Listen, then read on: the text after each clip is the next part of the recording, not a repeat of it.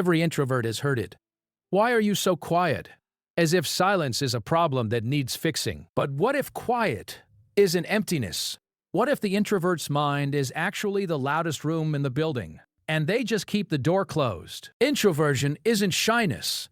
It isn't social anxiety. It isn't rudeness.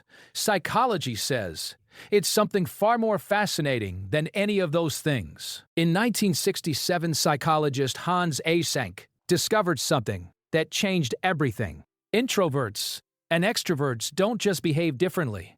Their brains run on different fuel. An introvert's brain is already running at higher arousal levels. Social stimulation doesn't energize them. It overloads them, like plugging too many things into one socket. This is why going home after a social event feels like finally taking your shoes off after a 12-hour shift. The relief is physical, but here's where it gets genuinely interesting. Introversion isn't one thing.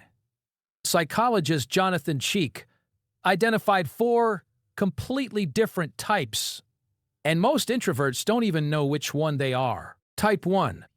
The social introvert. This is the most misunderstood. They like people. They just strongly prefer small groups or being completely alone. They leave parties early, not because they're having a bad time, but because they hit their limit. And they know it. That self-awareness is actually rare. Type 2. The thinking introvert. They live almost entirely inside their own head. Not because the world is scary, because their inner world is genuinely more interesting. You know this feeling. You're in the middle of a conversation, and suddenly you're 3 thoughts ahead, analyzing something the other person hasn't even said yet. You're not being rude. You're just already somewhere else. Type 3. The anxious introvert. This is the one most people confuse with shyness. They avoid social situations, but not because they don't want connection, because their brain rehearses every possible way it could go wrong. They replay the conversation before it happens, then replay it again after. Both times finding everything that went wrong. It's exhausting in a way that's almost impossible to explain to someone who doesn't experience it. Type 4. The restrained introvert. They think before they speak. Always. Which means they often say nothing. Not because they have nothing to say, because they haven't finished processing yet. They walk away from a conversation, get in their car, drive halfway home, and then think of the perfect thing to say. Sound familiar? The French even have a phrase for this. L'esprit de l'escalier. Here's what nobody in your life fully understood. When an introvert cancels plans, it isn't personal. Their social battery didn't just get low. It ran out 3 days ago. Solitude isn't loneliness for an introvert.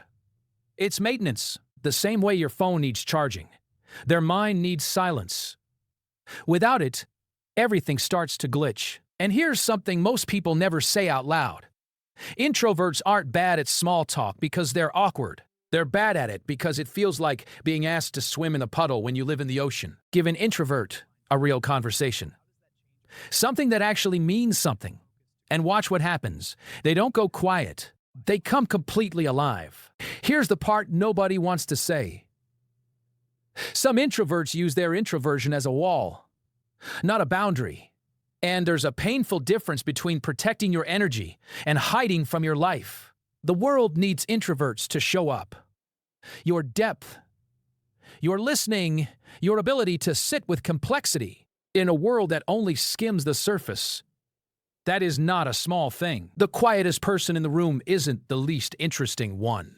They're usually the one who has already thought of something that nobody else in the room has reached yet. Stop trying to become an extrovert. Start becoming the most powerful version of exactly what you already are. The world has enough noise. It desperately needs your depth. Drop your introvert type in the comments. Social, thinking, anxious, or restrained. Let's find out which type runs this community.